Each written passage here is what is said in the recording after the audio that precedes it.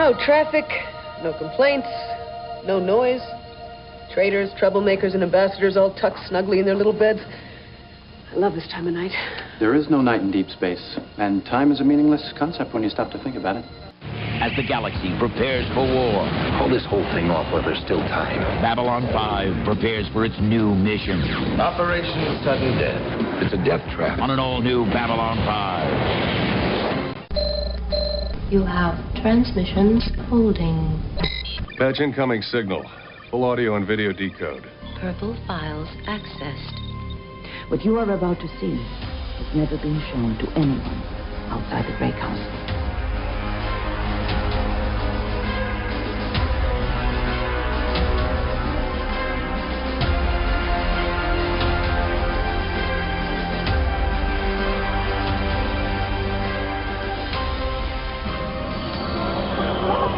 And so it begins. Hello, everyone out there in podcast land. Welcome to Gray 17, a Babylon 5 podcast. We are a group of newbies and first ones who are watching every single episode of Babylon 5, and we are to season 2. The episode is GROPOS. We are going to be discussing with our newbies their first impressions and discussing the episode in detail, and then we will get their questions and predictions, eject them out the airlock, and talk spoilers that come after GROPOS, which they have not seen any episode after that. I am Scott, and with me is Emily, Justin, Mike, Jessi, Blake, Andrew, and John. And before we get going, just a reminder to everyone to please make sure you click the links down below. We have our Instagram, Twitter, and Facebook all have active social media groups that are really involved in chatting. We actually had some really good posts on Facebook in the past couple days where folks have just been really going into detail about the episodes and how they feel, which has been great for a conversation. And I actually have a Twitter poll going right now that's going to end before this episode drops. But I will point out, based on our conversation last week, that I asked if Veer is innocent or culpable in what happened in The Coming of Shadows. And 56.6% of you said that Veer is innocent, and 56.6% of you are incorrect. So we'll see where that poll ends here as it ends tomorrow. I also ask that you do put in reviews if you can on your podcast app of choice, or also make sure you hit that like and subscribe and follow and any other buttons that may be in front of you that are positive. Hit those buttons. We did get another review in to Apple. This comes from New Zealand, from Belbicat, and is enjoyable group of frenemies, ? I am enjoying this podcast surprisingly, when at first I wondered why I'm listening to non-sci-fi and ultra skeptics bagging on my favorite show. I remember my own intro to the show was basically my older brother tying me to the chair. Then I started finding entertainment in a modern audience getting smacked in the face by the stuff even that can't deny is great from a 30-year-old show. I'm just thankful the newbies are all still watching and paying attention, and now we get to the best parts, Coming of the Shadows. Rubs hands together excitedly. So thank you, Belbicat, and thank you to our listeners in New Zealand, and also thank you to our listeners in Italy and Finland who made us the #1 TV review podcast this month. So thank you very much. We'll go ahead and get into GROPOS, and Justin, I believe you have a synopsis for us. I do. So what had happened was Justin was proven right from the last episode, and the EA is taking advantage of the Narn Centauri conflict by moving into the Actor system to intervene in the civil war there. So B5 has to deal with 25,000 soldiers temporarily stationed there. General Franklin is reunited with his son, our own Dr. Franklin, who engaged in a classic father-son conflict that'll have you singing Cats in the Cradle by the end of the episode. Meanwhile, Garibaldi meets a new love interest in Dodger, who, spoiler alert, doesn't actually dodge all that well on the battlefield. Overall, the galaxy's mobilizing, and the costs of war are already becoming very real on Babylon 5. All Dodger wanted was to get laid. That's all she wanted. Good job. Okay, let's go ahead and dive in to our first impressions from our newbies, and we'll go to Emily first. First impressions on GROPOS. I liked it. I actually thought it was a pretty decent episode. There were absolutely parts that made me want to scream but politics. But yeah, overall, I actually really liked it. Justin, you already gave us some of your first impressions in your synopsis, but continue, sir. Honestly, I didn't think it was all that bad of an episode. I was mostly interested to kind of see the more army side of the Earth Force, and we got to see a little bit of that. You can kind of feel the coming conflict, kind of the winds of war starting to blow, and you're kind of feeling that all across the whole battle station. Yeah, I mean, the discussion between Franklin and his father, the general, it's really nothing new out of a classic father-son conflict, especially in dealing with military terms, how the son's always trying to live up to the father, and he always has the whole time, But overall, I really didn't think it was terrible. I kind of thought the battle scene had a very Terminator-esque feel to me, especially in terms of the graphics. I honestly didn't know what GROPO meant until like a couple of days later, when I think I talked to either John or Kevin about it. So and it just never clicked with me that it was ground pounder. But yeah, that's pretty much what I thought. It was good, but it wasn't great. I didn't hate it. Such a rave review. We're going to put that on the poster. It was good. It was good. It wasn't great. I didn't hate it. 2 stars. Jessi, what do you got? Those are my words. You can't say I didn't hate it, but I didn't hate it. I actually enjoyed this episode. It was fun, and I thought we were going to see Garibaldi show us his favorite thing, but we didn't get to see that either. So it was good. From how everybody else talked about it, I thought it was going to be the worst, and it wasn't. So I've seen worse. So is Dodger, I guess. R.I.P. Dodger. Justice for Dodger. Justice for Dodger. Andrew, first impressions. Yeah, so I didn't hate it. I mean, it was it was definitely a step down since our previous episode was The Coming of Shadows, but I still thought it was a good episode. I thought it was a great character episode for Dr. Franklin, so I'm curious to see if John is now off the hate train for him. Yeah, I like that we're starting to see a glimpse into the horrors of what war might look like with Babylon 5, now that we know that at least 2 wars are coming. So, yeah. John, now that our reviewer has just said they are extremely happy that everyone is on board with the show, tell me how you felt about GROPOS. Why you got to set me up like that? Why do you know what's about to come and you got to set me up like that? Listen, let me give a big preface. This episode was bound to fail just because of what it came after. So there was almost no way it was going to live up to the episode we just saw. Having said that, it somehow managed to be even shittier than I expected. And literally the first time I watched this, I was visibly angry at how much I hated this episode. Shockingly, it was not because of Franklin. Franklin's storyline, to be fair, I thought is something that is almost never covered in mainstream pop culture. So when they covered the military, they almost always do the schlocky shit we saw in all the rest of the episode. Everybody's got PTSD. It was the word that it burns me up so much. The military children never gets looked at as an angle. And so that part I actually wish would have been better and more of the episode, because between that and the spouses, it's the part of the military that gets so easily thrown away and has so much bigger of an impact than I think people realize. Oh, by the way, I'm an MMA fighter with haircuts out of regs, and I just like to suck and fuck and move around. And look, there's a kernel of truth to that. I've known some people in my 10 years in the Army. However, this felt so Jean-Claude Van Damme 90s over the top stereotypical shit that it just annoyed me to no end. I feel like we all did not watch the same episode. I definitely did not feel like, oh, it wasn't that bad. It was awful. So, John, they didn't teach you how to do high kicks when you were in the military? No, shockingly enough, our combatives classes were not like movie stunt classes where it was like, check this cool move out. It was much more practical than that. Your immediate go-to wasn't to swing from a chandelier? No, shockingly, none of those things were my go-to, nor, since people mentioned the title of the episode, in the 10 years I was in the Army, not once did I hear a group of soldiers, airmen, leathernecks, the Marines. I've never heard someone refer to themselves by their own nickname more than any time in this episode. The amount of times I call themselves GROPOS grated on me every time they said it. But I'll say this since it's first impression, and I'll wait until we really lay into it. So I'm sorry from New Zealand. I promise the next good episode, if we get back to the type of writing, acting, and storytelling that we got in Shadows, I'll be back on board with this show. I apologize, John, because I don't, have your military experience or anything like that. But if they would have had Arlie Ermy be the sergeant major in this episode, it would have been a top 10 episode for me in the show. The guy was doing his best impression of Arlie Ermey. He was, but it's not the same. It would have made it a little more believable. But okay, we'll get into it. We'll get into it. But first, I got to hear from my first ones. Mike, first impressions on GROPOS. I didn't hate it. The theme of the episode. Well done.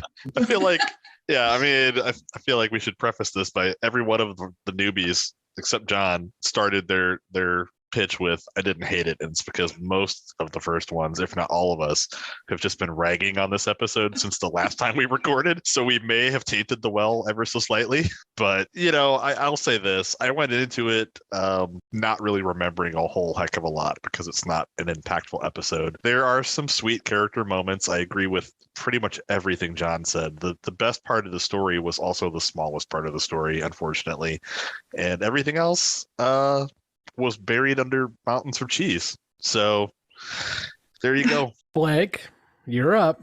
God damn it. You know how much I hate agreeing with John, right? You know how fucking crazy this makes me when I have to agree with John and watch his little dance in the bottom corner of my screen that someone agrees with him. But I don't like this episode. I will say the Franklin storyline with his father is probably like the one redeeming part of this episode. But overall, I'm just not a big fan of it. It's a take it or leave it within the season. But when I'm looking at this, John, you mentioned, the over-the-top Jean-Claude Van Damme 90s era thing. If I want to watch something that involves racist, bigoted, xenophobic Earth troops going off to an alien world for a mission, I'm just going to turn on Starship Troopers. It's a better use of my time than this piece of shit. That's it. My goodness. You guys were absolutely ragging on GROPOS, and I've said a couple times, it's not bad. It's not bad. It's another Larry DiTillio episode, and it's actually the second to last Larry DiTillio written episode we're going to get. And what I love about Larry's episodes, even though he's wrote some stinkers, including TKO, is he always gets more into the characters than what we usually get.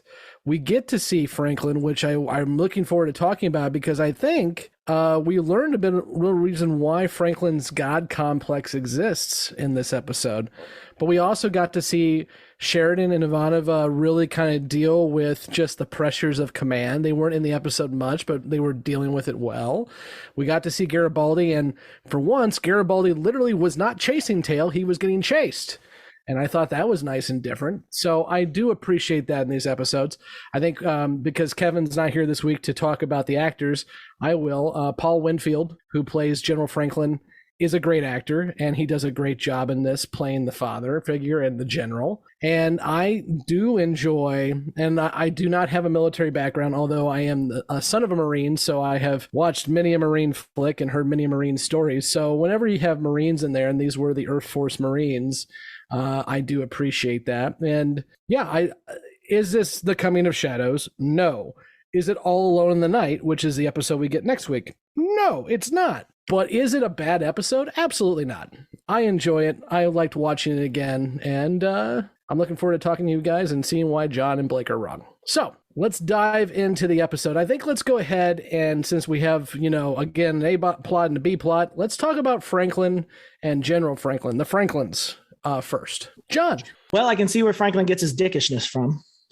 So that was enlightening to see his dad come on and immediately, without even before he said his name was Franklin, I was like, I bet this is Franklin's dad, because they have the same vibe that basically like, oh, I run shit, and like, if you don't agree with me, too bad, I'm still going to do what I want. So it was a little more enlightening there. Again, the feeling of having to not only just live up to a parent who has excelled in their given field, but since his given field is a warfighter, to be gone so often and to have the threat of being an orphan hanging over your head so often. That was the part of the episode, again, that I thought was great and could have been even more powerful had it not had to deal with all the other nonsense and bullshit. If they could have just laid in and sat in that storyline more and developed it more, a different version of this script might actually have me coming back from hating Franklin a little bit less. Unfortunately, I don't think they did enough. I mean, I will say, as I said at the top, I think he and his dad, that storyline was the best part of the episode. But even with that, there was still some smarminess from Franklin that in character. So I'm not going to knock it for that. It's just, I still just don't really like the guy, but I understand him a little bit more now. Andrew. I was going to say counterpoint, but you already kind of touched on understanding him a little more. I was going to say that I don't blame Dr. Franklin for being so smug now with this episode. Because throughout this series so far, we've seen he kind of has this he has to be right all the time kind of mentality. But now it makes a little more sense because we find out about how much of a hard ass his dad is. John, at least he's not xenophobic. True. At least I did write that down. The xenophobe thing, he does have that going for him. So at least he's not a full dick like his dad. Blake. I don't know if it was intentionally written this way, but there was also what felt like a bit of resentment from Franklin's dad towards Franklin. And some of that is, I'm trying to think how I want to phrase this, but, being in a position where you have succeeded beyond, in your own field, doing your own thing, not necessarily following in your parents' footsteps. And there being maybe some resentment at that success or having found a different path that didn't involve going the same way. And, that turbulent relationship, I think that really showed up well in the dynamic. You're right. Paul Winfield is a great actor. He absolutely nailed the role with that and made that, come through loud and clear. I want to kind of go back to what Justin said in his first impressions about how we see these episodes a lot and this kind of wrote the whole dad and father thing. But I think it's played rather well and a little different than we usually get it. Yeah, we usually get the father and son don't get along. But as you guys have already mentioned, there's a dynamic there. Not the usual, well, dad just doesn't like me because I did something else with my job. It really is a dynamic that is deeper than that. And I also, and Blake, to your point with General Franklin being a little bit upset with Dr. Franklin, the fact that his son flat out said you're a murderer was a little rough. It's interesting. Also, we get a little bit more backstory on Franklin and the fact that, as we've kind of heard before, he spent time during the Minbari War doing research that would help with biological warfare. So Franklin's got a little bit of a dark past as well, too. He also learned that he doesn't call his mother and he's a bad son. So talking about this dynamic with, fathers and sons, and we've talked about this, but not in a while. We have not actually brought up JMS's book in a while. But anyone who's read that, the dynamic that he had with his father, and I mean, there's a reason the guy can't have kids, is because he flat out said his family name was dying with him. And his father was very much involved with unsavory characters, Nazi movement, and everything else. So, at one point there was even a story where his father made him wear his old Nazi youth jacket that they had made for him. So there's pieces in there that you see throughout this series. And this is definitely, I think, one of those points, even though DiTilio wrote the episode, you see these pieces from JMS's life appearing within the story and in the way the characters relate with each other, within their relationships with their families and others. So really, I think if you haven't read that book, and I know our newbies, you can't, read it in a year and a half. But for others, check out that book and read that, and it will definitely give you a lens and a perspective on this series. I stand behind what I've said before on it. I think it is the best autobiography I've ever read. And I had a degree in history, so I've had to read a lot of autobiographies. It's a really good one, so you should check it out. It's called Becoming Superman, and I recommend the audiobook because it is read by our good friend Peter. And just listening to Londo talk about JMS for several hours is cathartic. Okay, let's go ahead and move over to the GROPOS, and I will include in this both the general GROPOS as well as our good friend Dodger. So anyone want to chat about those? Did anyone know they weren't going to make it as soon as she started pursuing Garibaldi? Because he wasn't going to be able to have a relationship. At least not at this point, maybe not ever in this series. I don't know. But as soon as they start getting close, I'm like, well, she's dead. I will add to that though, Emily, because I agree with you, but isn't that the point?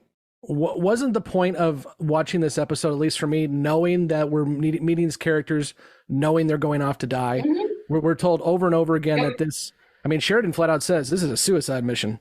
Yeah, and I ragged a lot on Sheridan last episode for being a straight up dick, but I gotta give him props for telling the general, this is a terrible decision and it's a death trap and you shouldn't be doing it. So. John, what do you got? Yeah, Emily, on that point, as soon as the shorter, younger guy was like, oh, this is my first mission, I've never seen any action. It's like, all right, well, that guy's gonna have his head blown off. Like the poor guy who, they first start and it was like, oh, let's do a dick measuring contest. Who are you? Who are you? We're going to be best friends and then probably going to die. I was just actually more surprised that the general didn't die. I thought Franklin's dad was going to bite. I thought the whole platoon, the whole force was going to get wiped out. And instead we got maybe some of the more awkward CGI shots that I've seen since season 1. That battle was kind of rough to watch, if I'm being honest. I had to say, look, it's 90, so I let it go. But there was no way they were going to take the general out. He's too high ranking.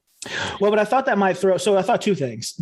Just like with the regular soldiers, having a moment or saying something, I thought that just as it seemed like Franklin and his dad were going to have this understanding, have this moment, like then, okay, that's usually because again, this episode was just filled with cliche. I thought, oh, that's when he's going to die and I'll have the military funeral and Franklin will have his moment, his sadness and all the things he thought would happen when he was a kid. I mean, I'm glad he didn't die. Like, that's great. But although having said that, him being such a xenophobe, clearly, and being a general and leading the Earth forces, maybe it would have been better for everyone else if he had kicked it. John, to your point on the battle scene, that was 100% CGI, and JMS confirmed that there are no model work, and you can tell now, looking back on it 30 years, there absolutely isn't any model work. But I think for the budget that they had and the technology they had in the 90s, that was cutting edge. Remember, we've kind of discussed this before, the other big show that's on right now as B5 is airing is Deep Space Nine. Deep Space Nine is getting about $2 million an episode in their budget, whereas in B5 currently, I believe, is getting $400,000 to $500,000 per episode. And there was a lot of CGI work in this because most of the GROPOS you see in all those, and you can tell, are composited. So they took a little group of people and copied and paste, copied and paste, copied and paste. So there's a lot of effects work in there that, it doesn't really hold up 30 years ago, but in the 90s, for the money they had and the technology they had, not that bad. Like I said, it's unfair to judge it now compared to what we get. It took me out of it a little bit. I hear you. Justin. I mean, I agree with you, John. I really thought that General Franklin was going to bite the bullet. As soon as the general made that comment, well, when I get back, we'll talk more. And I'm like, yeah, that's never going to happen. I'm for one kind of glad. I hope that we get to see kind of more of him as the war continues and see just kind of what ends up happening with General Franklin. But the point that I was going to make is the rampant xenophobia among the military, I think, is an interesting kind of red flag that got raised for me. And a lot of previous discussions that we've had across the entire history of this podcast is, the xenophobia of rising within Earth and the Home Guard and everything like that. And I think that's where you're going to see a lot of supporters for some possible fascist uprising within the Earth government could come from the support of the military. And I think that's going to become very important coming forward. Blake. A couple things. One, to Justin's point, too. I mean, we've even seen that there's been reports issued now within the U.S. military, and boy, are we going to get hate mail for that comment.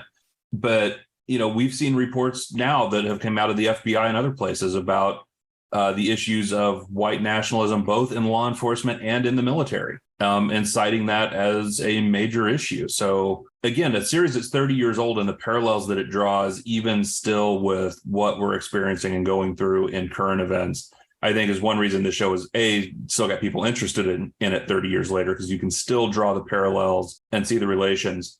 But also on the production value piece, and you're right with the CGI, and I think that might be another reason I hate this episode is they blew so much of the budget on CGI for an episode that didn't really do anything. And they actually had to scale back a couple other episodes because of how much they blew the budget with this episode. So to me, it just feels like a throwaway with, Department of Defense style wasteful spending. I see what you did there. Blake, I'm glad you brought up the political nature of things. A couple other podcasts that are talking Babylon 5 now go out of their way to not talk politics, and I respect them for that. And we have been dinged a couple times in our reviews and comments about the fact that we don't do that. And I think if we did not get into the political discussions, whether you think it's right, left, center, I don't care, I think it's a disservice to the show, because this show absolutely was written as an allegory to many different things that we were experiencing in the 90s, we were experiencing prior to that, and that JMS and others felt that we would be experiencing in the future. And as of 30 years down the road, it seems pretty prophetic in some cases. So we're going to continue to talk the political connections. If you have concerns about that, I hear you, but I feel is a conversation that needs to be had. So we're going to continue to do it. And you can send your hate mail to gray17podcast@gmail.com. John. Before we started recording, I was like, man, try not to be that guy who's like, oh, I was in the military, so let me just speak blanketly for everything that's in the military, because that's not, I hate when people do that. And it's also just, it's just not true. There's just way too many people to make blanket statements. But I will say one thing to Blake's point before I say my own, which was, I mean, I saw it while I was in there. You see, and I have seen some very uncomfortable things. I've heard some people say some uncomfortable things, but part of it is, we took such a hard swing after Vietnam, and now we, valorize all of our military members too much sometimes, right? It's a blanket, like you're a hero. And if you say they're not heroes, you're immediately lambasted. And I always say they're not heroes, they're regular people. Sometimes they do heroic things. And just because they're also regular people, you're going to get a mix of shitty people. There are going to be some shitty people that have joined armed forces and do bad things. And there are some shitty people who have, in any walk of life, it's a job. It's an all volunteer service. So you get all walks of life and you get all manner of people. Some of them good, some of them bad, lots of it in between. So I will say on that point, send all your hate mail to me. Let's talk some military stories. But one of the things, to step on my little military soapbox real quick, the reason I didn't like the schlocky stuff and the reason that I really hate seeing that type of stuff, I know this was 30 years ago, but people ride on that PTSD and that level of like the hurt, traumatic veteran all the time. And it does a disservice two ways. It disservices those who generally have PTSD because it makes them a caricature. And it makes it seem like anytime you want to ask for help, you get painted with that brush and just like, oh God, you're this out of control PTSD person. And then the flip side is it makes it seem like everybody who served has PTSD and everyone's got a problem. And so if everyone's got it, it minimizes those that do need that help to have that level of compassion, which is crazy with this episode because we saw it handled somewhat very deftly episodes ago with Garibaldi talking to are all the people on the lower decks called lurkers? The guy who was having the mental issues, the compassion that Garibaldi showed him, the way they handled that and that type of PTSD, are they called lurkers? Yeah, most of them are. If you're down there because you don't have work or whatever, then yeah, the homeless population is the lurker population. Okay. The way that they handled that during that episode was fantastic. I mean, we talked about it then. And then to have this just super cheesy, over the top, it felt like such a slap in the face just of a presentation of the military, which is crazy. I thought I didn't read JMS's biography, so don't accuse me of spoilers or looking ahead. But I did think, because I'm a comics fan, I thought, didn't he have some military service? No, he did not. His background is he started as a journalist. Yeah, you're right. He did not have any military service. Yeah. Okay. So he was a journalist, and that took him into creative writing, and also before he was a journalist, he was writing stage plays. So he was doing a lot of theater stuff, but he never did military service. Oh, okay. I remember something about him being this. Well, I will say the one thing he did when he's writing something, he will do meticulous research. Mm-hmm. And his journalism. Yeah. Yeah. So going back to some of his journalism pieces, I mean, the research and the notes this guy will take when he gets into something. So it may just well be, even from his comic book pieces, that is just the notes and the research he did to make sure something he wanted to portray as accurately as possible. So one last thing before I give way to Emily, and I hope I'm not stepping on your point, Emily. I'm sad Nicole's not here because I really wanted to hear her talk about the gross, uncomfortable Garibaldi sex scene because it was disgusting. I hated every minute of it. It was so awkward and so long for not an actual sex scene.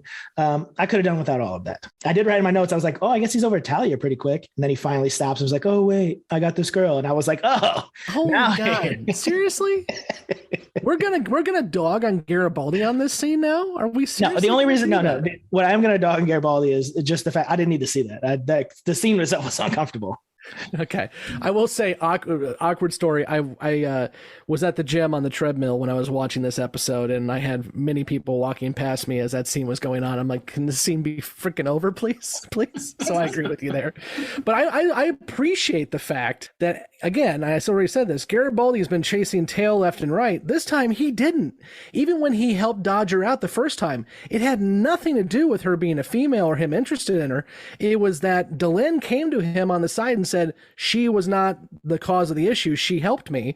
So he helped her. And then even when Dodger started flirting with him, he kept on walking. So Garibaldi is not chasing for once, which is interesting. Emily. I actually have 2 points. And one of the reasons I actually like this episode is the rationale behind why Earth Force was doing what it's doing, because it's realistic. Like, oh, someone's having a civil war and they're strategic to us, so we're going to get involved regardless of what it costs because we want that position and we don't actually give a shit about the politics going on. We want access to that space. It's like, oh, that's pretty accurate. Now, for the second point that will probably get us hate mail is the xenophobia in the military. And it is problematic, absolutely. But how much of it do we actually, I don't want to say require, but how much is needed to convince someone to kill someone else? You have to, like, if you're always seeing everyone as like another human being and giving them their humanity, it's going to be harder to kill them. But if you want people to fight in a war, you're going to have to tap in to the darker parts of humanness. And I think, unfortunately, that may seep out a little farther than they might want it to. I mean, dehumanizing the enemy is nothing new, but not that I'm going to defend xenophobia, but I would assume that if and when we find out there's aliens out there, and if and when we find out that there's a lot of them and they have tech that is at least as advanced as us, if not more advanced, I'm going to guess a lot of people are going to feel the same way. Just not only just, okay, out of pure hatred. Some people are just going to purely hate what they don't agree with. Exactly. But also, I mean, let's think protecting one's family. And the fact that you as anybody, as a human, you want to protect those you care about and those you're close to. And you have all of these encroaching civilizations, like you have the Vorlons who are nearly gods coming your way. You've got the Centauri who have been around forever, the Minbari who they were on Earth's doorstep. Mm-hmm. So I mean, again, I'm not ever going to defend xenophobia, but I can understand it. Right. And I think that was one of the interesting parts of this episode, because that part usually gets left out when the military gets covered, because a lot of times when military gets portrayed, it's like action hero type stuff or heroic, and the uncomfortable bits of it tend to be ignored because they are uncomfortable. And we don't want to acknowledge that there are issues there. Mm-hmm. John. Yeah, Black Mirror did, as they usually have done, a very excellent episode to Emily's point about dehumanizing the enemy by having them have, I don't remember if it was goggles, implants, where what they wanted to see the enemy, they were these like feral, almost like zombies. And so it made it very easy to be like a video game to kill them. And then it was only after it got taken out, you realized they were just women and children and regular people. And it was like, oh God, what have I done? And the second point about that too, Emily, is, you see that a lot with the disillusionment of our armed forces with what Afghanistan turned into and then what Iraq was. So to your point, when you volunteer and you're going on a mission, you do have to have some reason for it. You have to put, not just to take someone's life, but to put yours on the line. You have to believe at least something that you're doing is right, or at least that you have some sort of driving force that makes it okay or worth it, or, something. And so, when that ends up being a lie or, a separate mission, or it changes its tone, then you immediately start going, well, why am I here? Why did I put myself in harm's way? Why did my buddy not make it home, or in home in pieces? And so it's, to your point, it is a fine line, because on the one hand, you have to get a bunch of people to agree to risk their lives and take other people's lives for a mission. And you have to get them to do it wholeheartedly. Scott, you were talking about some good Facebook content and discussions we had. And that was one of the conversations we had about, because I've said it numerous times about Franklin, how is this man not court-martialed? Like, in the military, they don't exactly promote free thinking and, question anything. It's very strict, and you have, the Uniform Code of Military Justice, you have a chain of command, everything's very rigorous. If I tell you to do something, there's generally no question about it. Short of it being illegal or unconstitutional, you're expected to do what you're told. And I know we've mentioned it before, like, oh, I was just following orders. And like, yes, again, if your order was to just innocently murder an innocent, then yes, you should ignore that order. But when you start getting to gray areas, it gets a little more uncomfortable. Emily, to your point about, like, it gets a little bit dicey. And then groupthink takes over real quick. I've seen a number of field exercises that we've been a part on that, which, if you don't know, it's basically you're training. You're in an environment that's supposed to simulate perhaps a combat zone, or you're running different missions, you're doing things. Anyways, I've seen some stuff even though it's fake, everyone knows it's fake. I have seen some people get weird, and then that influences the group that they're in, especially when people start telling you to do stuff. So yeah, it's again, another part that, like, had they elongated that in the episode, it would have been great to talk about, because it's been on the fringes. We've talked about xenophobia. I mean, I thought that whole platoon might as well have just been, what was it, Homefront's personal army, or was it Home Guard or Homefront, whatever it was? Home Guard. Yeah. It seems like they just recruited all those guys. And again, the way they presented it too was just so over the top. When the guy who kept first of all, that guy looked like he was 50 and it was like a grunt. And the way he kept, he like attacked Delenn, he just kept going after people. I was like, God, I mean, Jesus, man, be more stereotypical. But, yeah. And it kind of felt like they all knew they were being lied to about the mission. That might have been adding to some unease underneath all of it. Like, they're already at this station that it's over capacity because they just add like another 10%. They're being told they're doing like a training exercise or something. They all know it's bullshit. They know something's up and they're not being told. I also kind of took it as like there was an underlying fear, but you can't show it. You can't show the fear. Yeah. So you got to project something else. I will, before I wrap up again, I will say, again, a Garibaldi. I like to end a little Garibaldi stingers. It made me laugh a lot. So when the general was there and he said at ease, Ivanova and Sinclair went to at ease. Garibaldi put his hands in his pockets. Yes, that was hilarious. I thought that was hilarious, especially one of the things that I don't know how many times I've been yelled at throughout my 10 years about having my hands in my pockets, which is a whole other separate tangent I can go on about why you can't have your hands in your pockets in the fucking army. But I thought that made me laugh out loud. That was hilarious. Yeah, I agree. I thought that was funny because I was like, Anybody else have anything they want to add about anything in the episode before we get into questions, predictions? I mean, my man Lou was in this episode. Always nice to see Lou, so appreciate that. Lou Welch. I love Lou Welch. And you know what? Lou was being a good man. Garibaldi's like, I'm on duty. And Lou's like, I got you. Don't worry about it. Wait. Okay, hold on. Is he being a good man or not? Because you just tried to give Garibaldi props for not trying to slam ass. He had a way out, and Lou threw him under the bus. That's true. But, I mean, come on. You could not laugh at That's a solid the second scene. Move, though. Like, we're good. You couldn't not laugh at the scene where Garibaldi calls on the comlink and asks if everything's okay, and Lou's like, oh yeah, people are going to bed, and like one guy gets dragged out. Everybody's going to bed, but meanwhile Roadhouse is just broken out on this station, and I just kept looking for Swayze. That would have made the episode if Swayze would have came out of nowhere with a chair smash. They talked about installing this entire new weapon system because they want to like use this as like a new base or some sort of like situation. Where did they get these weapons? Like, is this tech they stole? Is this actually like some of that sketchy Home Guard tech? I mean, General Franklin did actually say in the episode it was the latest from Earth R&D. Yeah, so I mean, they're military. They're military. Okay, but we also saw some of the weird stuff from R&D that seemed like it was Home Guard stuff. So I was wondering the actual source of it. Okay. Again, you have taken the tinfoil hat from Justin. And you have put it proudly on your head. We got to pass it around, okay?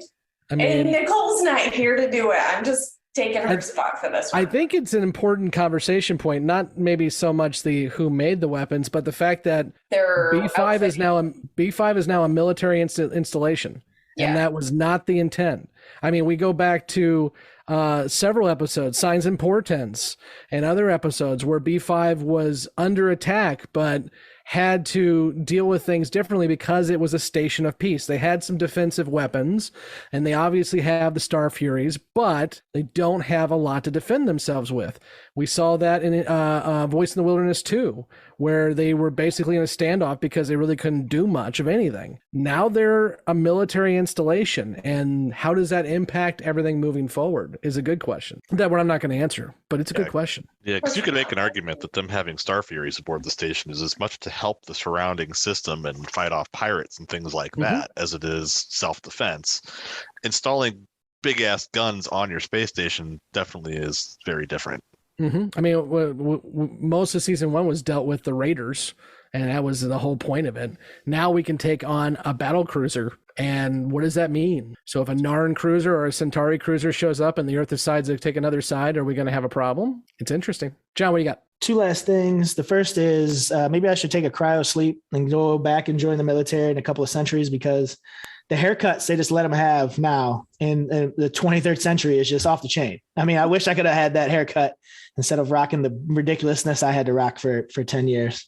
And then the second thing I wanted to mention was, is it Kefir or Kiefer? Kefir. Which, by the way, Kefir's back. We haven't seen him in a while. They keep trying to jam him into the storyline. I don't know if we'll get a Kefir episode soon, but they are not. It seems like they signed this dude to a contract and they're like, oh shit, we're paying this guy. We haven't put him on in a while. Like, go stand in front of the camera and be a part of the lamest part of our episodes. I hope that changes. I hope we get something relatable, because so far he's also a dud. He's not Franklin level dud. He's just dud because he's got nothing going on. I did enjoy the interaction with him and Large and the other guy. I forgot the other guy's name because I just remember Large. Wang. It was Yang. It was Yang. Yeah. Yang. Oh my God. Large and Yang. So first of all, I don't know if I wasn't paying attention. I didn't realize that guy's name was Large. It's like they're really not. Yeah, that was his nickname. He said they call me Large. And again, my favorite line is the Lou line. My second favorite line is, yeah, let me go get a ladder and then we'll hash it out. That man, he also had a GROPOS tattoo. Like, he had GROPOS tattooed on his arm. Have you ever seen a Marine? Yeah, dude. Again. They have the globe and anchor a lot.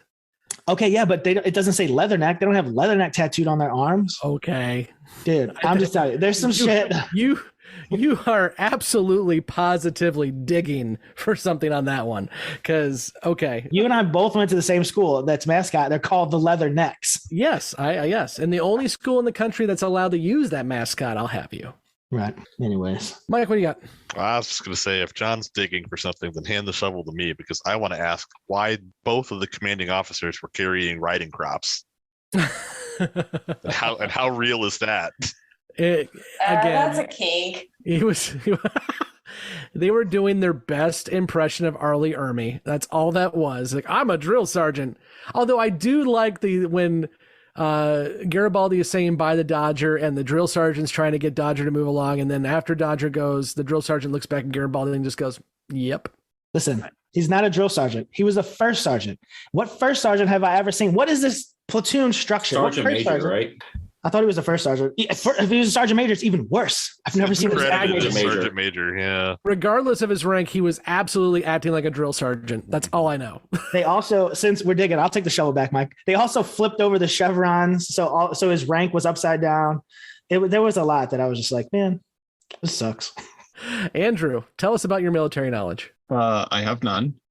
Good. The extent of it is Full Metal Jacket. Oh, that's exactly very much accurate. It was, actually.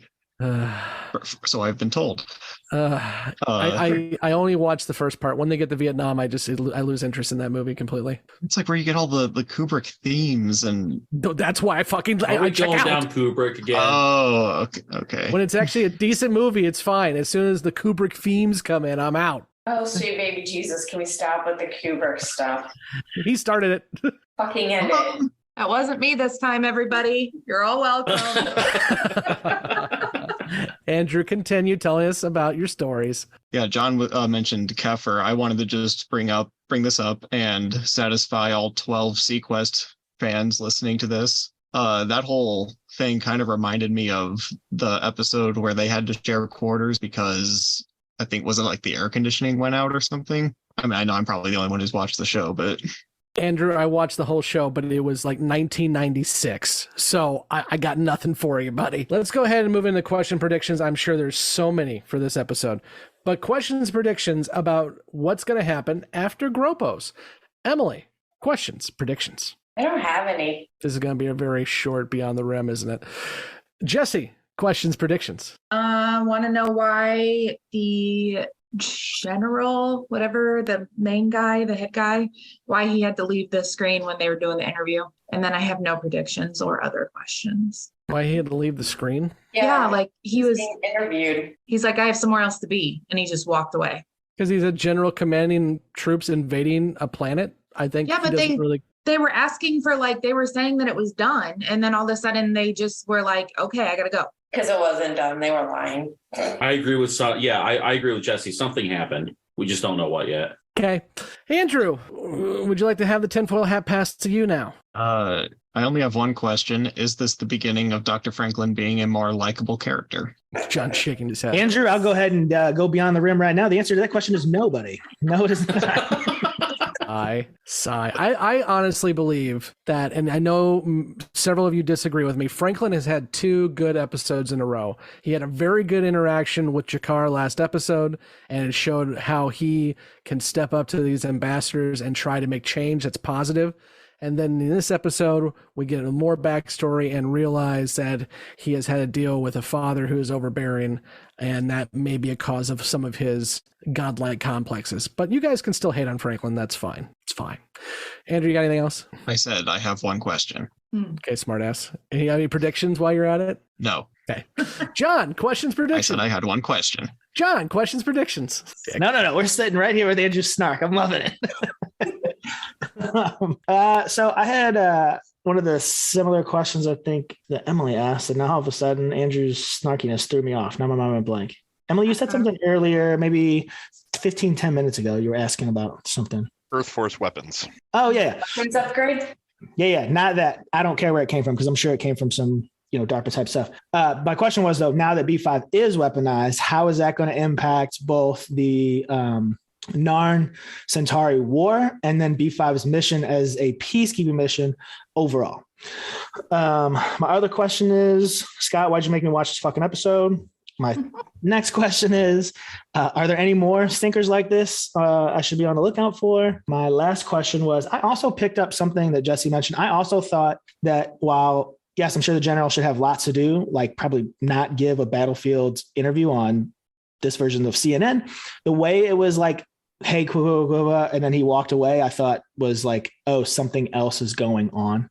But it sounded like from your reaction, no. So my prediction is, I guess that will be nothing, a whole nothing burger. My other prediction is that this next episode will be better than this one because it can't hopefully possibly be worse. One way to find out, John.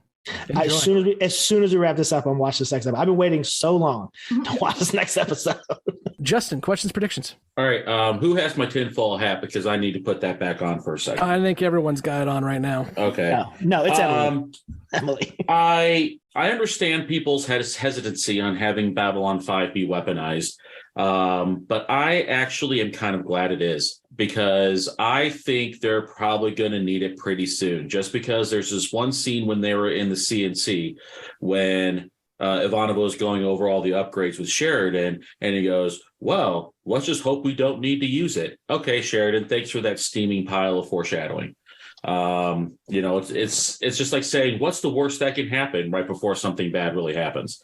So I have a feeling they're going to be using their new weapon system probably pretty soon. I think that even though something didn't happen this episode, I think something will happen to General Clark, and we'll see something dramatically change within Dr. Clark, where I kind of foresee him becoming more of an anti-war, activist type person, and that's going to get him in trouble with Earth Force and going to cause some problems for Sheridan down the road.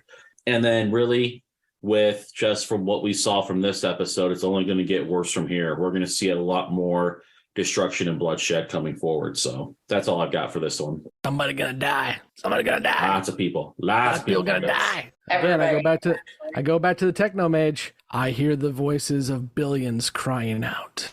Okay, we'll go ahead and end it there for the newbies. The first ones, Mike, Blake, and I are going to stick around and talk about all these questions and predictions. It's going to be such a long Beyond the Rim episode.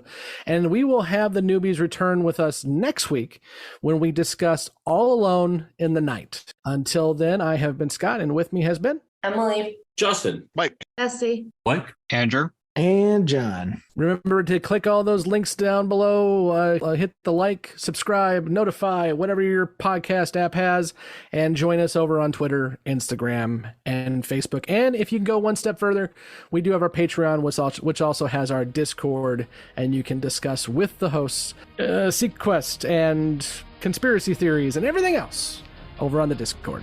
So we'll talk to you next week. Adios. All right, see you guys. All right, bye. Bye. Bye. Thank you for listening to Gray 17, a Babylon 5 podcast. You can find all the places to listen to this podcast and links to our social media accounts at anchor.fm/Gray17podcast. We want to hear from you, so please join the discussion on Facebook and Twitter. Be sure to subscribe and leave a review.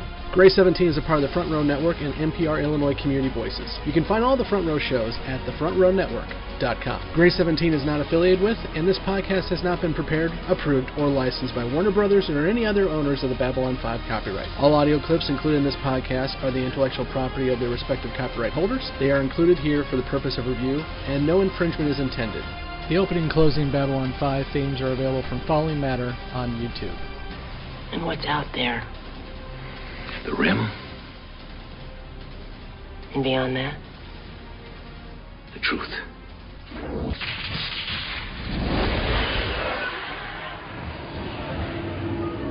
Welcome back to Beyond the Rim. For those of you who have not watched Babylon 5 past GROPOS or just can't remember because you're old like me, you are going to want to step away now because we are going to be spoiling what comes next, even though there's not much to spoil with this episode. I think next week we'll have a better Beyond the Rim than this week, is my guess. So let's go ahead, guys, and dive into the questions that the newbies did have. With the first one, where did Earth get those new weapon systems? So they're just Earths at this point. I mean, it's R&D. Everybody creates and develops new weapons. Now, I get what they're hinting at. Yes, Earth is definitely playing around with shadow tech at some point, but we haven't seen that yet. Yeah, there's been no inclination of that. Yeah, there's been no inclination of that. So, I mean, ultimately, yeah, there's going to be some interesting, shady shit that they're going to pull out that they have developed from alien tech, from shadow tech. But right now, no, this is just standard run-of-the-mill. Earth has been out in space. They had the Earth-Minbari War. They've interacted with these other races, and I'm sure they have either bought, traded, or brokered technology that they've used to upgrade our own systems, or Earth's own system. So nothing out of the normal here. Not tinfoil hat yet. We're always looking for new and exciting ways to reach out, meet new races, and then kill them. Yes. Now, when the shadow battle cruisers show up, that's an oh shit moment, but we are well not there yet. Okay, how will B5 being weaponized change the dynamic of the station and its larger purpose? We're going to find that out in season 3 when it blows a Centauri battle cruiser straight to hell. Yes. No, I think in general, I mean, Sheridan said it well. He's like, look, this is not our mission, and weaponizing us makes us a target more than anything else. And General Franklin pointed out the counterpoint. If this doesn't go well, you're going to be the fallback position. So we need you armed. So at the end of the day, I completely understand both sides. That B5's mission is one of peace, and you don't want to put a big ass gun on Casablanca, but also you have two of the bigger races warring with each other, and so you need to prepare for that. And it's not the first time B5 has been attacked, and not to mention we're on B5 for a reason. The first 4 got taken out, so the fact that they already aren't armed to the teeth is kind of interesting to me. Well, in Voice in the Wilderness, you're sitting there above a planet that is armed to the teeth. Yeah, it's got a freaking death ray. Yeah, so to think that you wouldn't want to have your station that's orbiting the planet with the death ray to have some kind of weapon system. And I know so many people love me making references to Deep Space Nine, but when Deep Space Nine gets armed up, the show gets so much better. I put that in the chat on the message when they asked us. I sent back and said they saw Deep Space Nine open a can of whoop ass and they put in a request for an upgrade. I think B5 got upgraded well before DS9. It happened way sooner. And here comes the Deep Space Nine copied off B5 argument. Yeah. But yeah, in this case, I love the meme, and I think we've shared it in our group. It's the original Enterprise bridge with Chekhov sitting there, and turns around and says, "I have a bad feeling about this ship. They have a bigger CGI budget than we do."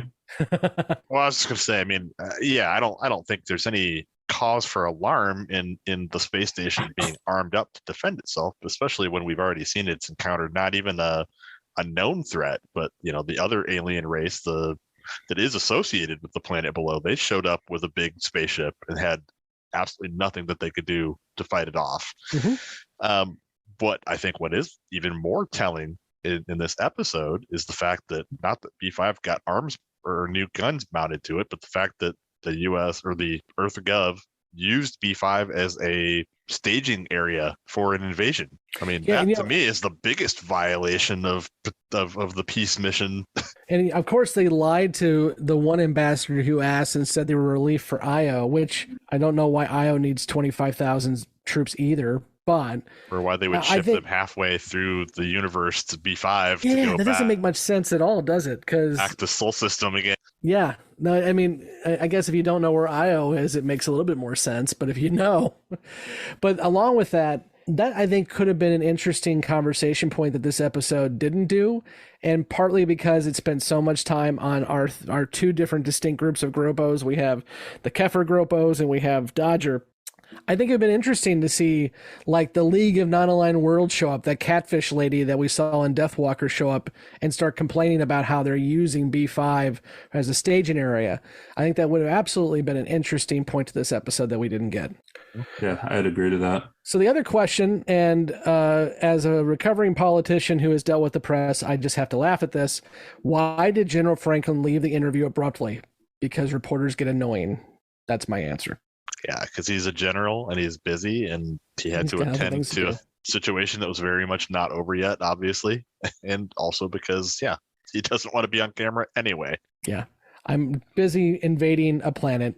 Here's what you need to know. I'm moving on. Thank you. I get our newbies are a bunch of conspiracy theorists. I get it. But sometimes a cigar is just a cigar, folks. I'm sorry. Blake, you got anything else you want to add there? You good? Not after the cigar comment, no. You're welcome. You're going to go smoke one now, aren't you? Maybe. And I think at that, there were really no other questions that were, relevant discussion points in this episode. So we can jump right into predictions. And I guess the first one, somebody said the military action in this episode, I forgot the name of the planet and the race, so forgive me. It doesn't matter. You'll never hear from them again. And that's Encore or whatever it was called. Yeah, that's exactly the prediction, is that whatever military action happened in this episode isn't relevant going forward, and that is 100% correct. It is not. Yeah, and Blake, this was your argument against the episode, I think, last week when we were talking about it coming up, was that you have a military conflict that really has nothing to do. But I mean, as we've discussed in this episode, a lot of times these places don't matter. It's all about the preparing and strategically getting ready for what comes next. And I'm sure the people of this planet didn't really appreciate getting stomped on. But at the end of the day, that's not the point. The point is we know that the Narn and Centauri conflict sooner or later is going to boil over, and we're going to have to pick a side. And we know Earth Alliance will pick a side. And that's going to be a problem. Yep. And that's it. And I think my issue with when it doesn't matter is this never comes up again. It's not like this is a forward strategic position that it gets used. When the conflict shows up, it shows up at Babylon 5. That's where the story is happening. That's where it's all going to take place. So to me, again, it's just a throwaway. I hear you. So, and the other two predictions kind of go hand in hand, and that is B5 is going to use the new weapons, and more warfare and bloodshed are coming. Well, we're in season 2 of season 5, guys. So, there's probably going to be some warfare. That is true. I think, Blake, you already alluded to it. B5 is absolutely going to use its newfangled weapons quite a bit. And, Well, just to throw it out there for our fans so that we don't have somebody yell at us that we forgot something. And while it was not predicted by one of our newbies, we will see Dodger again. In one of my favorite 5th season episodes, it gets dogged a little bit. For one, I happen to be not a huge fan, but a fan of Penn and Teller, especially their stuff in the 90s. So the fact that we get Penn and Teller on the episode is already fun. But I love the Neil Gaiman aspect of it. And the fact that this is the only episode written by somebody other than JMS once we get past these next few episodes here. Basically, since we get past Knives, the next time somebody other than JMS writes an episode is Neil Gaiman for Day of the Dead. It's interesting. We get a good Lockley story in there. We get Dodger comes back. Morden visits with Veer, which is always fun. So that's a fun one. I'm looking forward to, 2 years from now when Dodger shows up and the newbies either completely forget who she was or are shocked that she shows up. We'll see which one it is. And she still doesn't get laid. That they don't remember. Yeah, and she still doesn't get laid. Or Dodger. Justice for Dodger. All she wants is to roll in the hay. That's it. With Garibaldi. With anybody. I mean, let's be honest. Anything else you guys want to add? There is nothing to add about this episode. I'm excited for next week. We get a Sheridan episode that is actually interesting. We get some more shadow illusions, and he's not named in the episode, but one of my favorite characters of all Babylon 5 shows up, Talon. I'm looking forward to seeing Marshall Teague again. I love Talon. He's so much fun. Not so much in this episode, but when he comes back, he is. I just love Talon. And wait till we get Marshall back on and hopefully talk with some of the newbies. Yes. I absolutely want to do that, but not yet. He's not. We don't have enough Talon. Yeah, we don't have enough Talon yet, but I absolutely.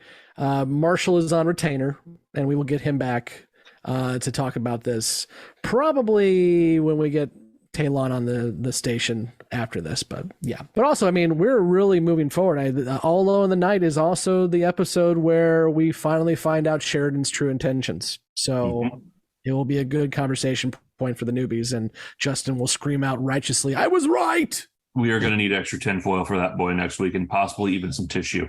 And for Emily, too. Emily is taking the charge. Okay, so until next week when we talk about All Alone in the Night, I have been Scott, and with me has been Mike and Blake. And we will talk to you next week again. Make sure you click all the links. Thanks. I'll see you around, Michael Garibaldi. Nice butt.